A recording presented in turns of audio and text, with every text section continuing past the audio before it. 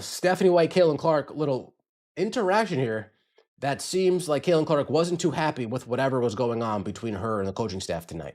You got Stephanie White doing the yapping that she does. Caitlin Clark doesn't want to hear it. Physically cringing.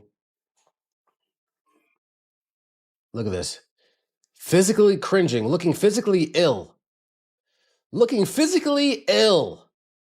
Physically ill by whatever Stephanie White's saying. Like, damn, I'm tired of hearing this. But hey. Caitlin Clark had just endured a game she would probably love to. Her ring seemed noticeably off. Why did Caitlin look so distant? Was there tension between her and Stephanie White, or was something else happening behind the scenes that fans completely missed? Still pissed off.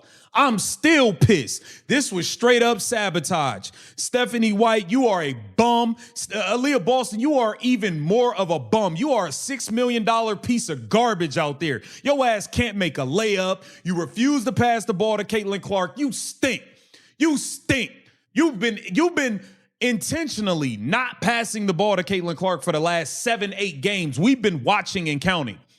I've been watching your ass not pass her the ball. Caitlin Clark had a terrible game. The Indiana Fever suffered an embarrassing loss, and then the cameras caught a moment that sent fans straight into detective mode. It wasn't a technical foul, an ejection, or some explosive screaming match that required security to step in and separate anyone cracked beneath the surface. Because when a superstar struggles, people usually focus on the missed shot. This time, they were watching everything happening around her. Stephanie White said, no, get over here. Get over here, Cece. Let me talk to you. Don't you walk away from me.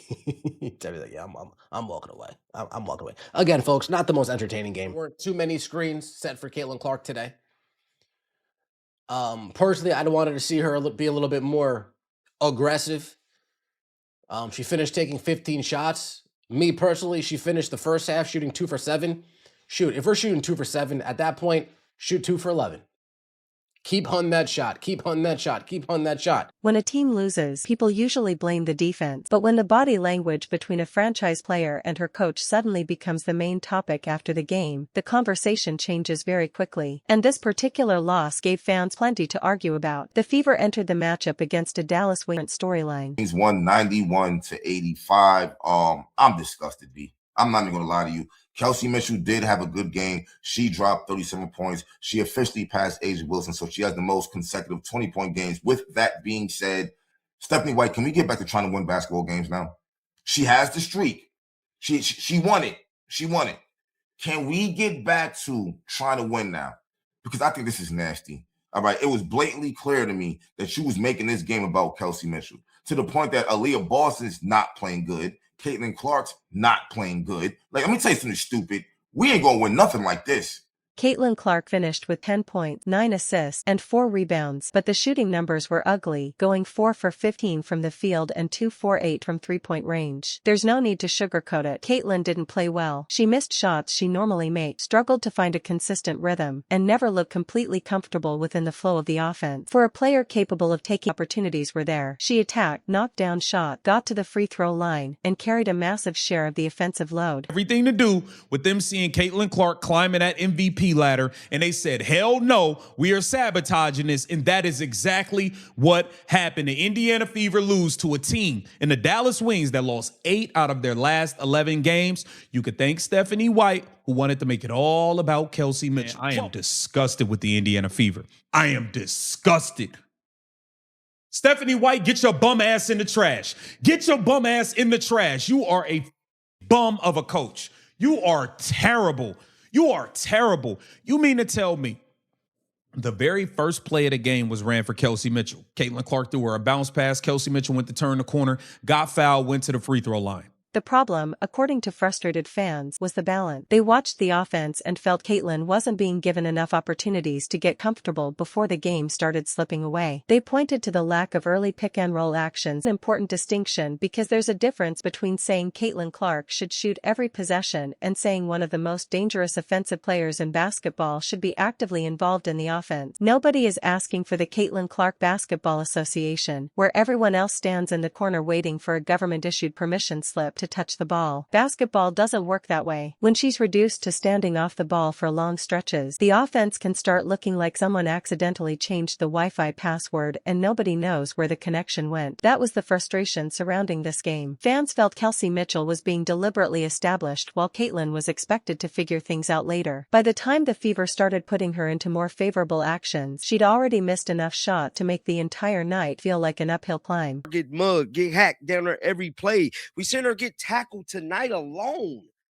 Well, I'm here to tell you, there's more, because Caitlin Clark is single-handedly, subliminally telling us fans that there's issues going on with Stephanie White. Now, Caitlin Clark was on the sideline. Stephanie White was trying to talk to Caitlin Clark. Now, this should not come as a surprise. When Caitlin Clark gets frustrated, she don't want to talk to nobody. And this was another situation like that. Only thing different is Caitlin Clark sat, she listened for a little bit, kind of turned away, walked away, went to the bench. Caitlin Clark got back in the game, got the ball, and Caitlin got like this move, a gesture. You can tell when Caitlin Clark not finna pass the ball. Once a shooter starts losing rhythm, basketball can quickly become a psychological battle as much as a physical one. Every missed shot adds a little more pressure to the next attempt. Every possession starts to feel heavier, and an aggressive defender suddenly seems even harder to beat. Instead of playing freely and reacting naturally to what's really possible, the moment reflected nothing more than a player frustrated with herself and ready to move on from a difficult sequence. At the same time, once a moment like that appears on camera, particularly when it involves Caitlin Clark, fans are naturally going to study every movement as if they've suddenly been hired by the FBI's basketball behavior unit.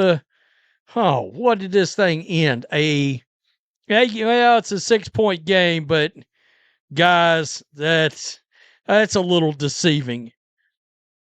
The entire second half felt like all wings. You kept thinking Caitlin Clark was going to get hot and start doing something. That didn't happen. Kelsey Mitchell had a big damn game. Real big. But in the end, it was not enough. It was not enough at all. That's the strange reality of professional sports in the modern era. Once fans suspect there might be tension between two people, almost every interaction starts looking like evidence. If a coach speaks to a player, viewers immediately wonder whether the conversation is supportive or critical. If the player looks away, social media starts preparing a relationship obituary for a partnership that made points and 9 rebounds. But some fans were frustrated by what they believed were missed opportunities involving the connection between her and Caitlin. Kelsey could be the only one playing good, and we're going to win games. Your ass might want to go look at her record before Clark got here. See how many games she was winning. She was winning playing like that. 5 games, 6 games. Her and AB winning 13 games in the season. Like, bro, you need Clark to be in her bag. When Clark is in her bag, the defense tightens up on her. Now people are open. Now Kelsey can cut.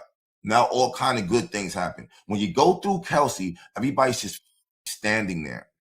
What don't you get about that yet? Like, oh my God. Like, Clark, please, I need you to get away from her, man. I know, I love Steph. We ride, whatever. We need you to go somewhere where you're a priority, bro.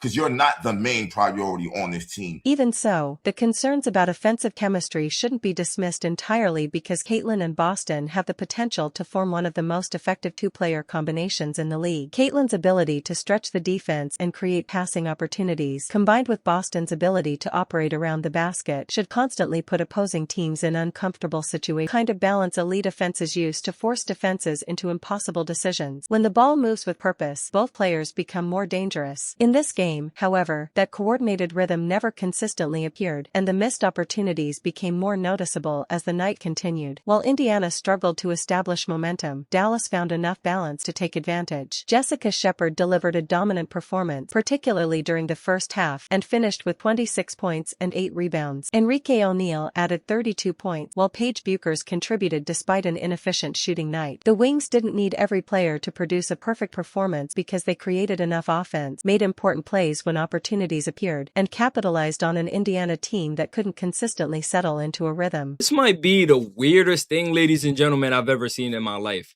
Teams can't stop the Fever, so now they're resorting to dirty tactics to defeat the Fever, to slow down the Fever. This can potentially, with no exaggeration, kill a Fever.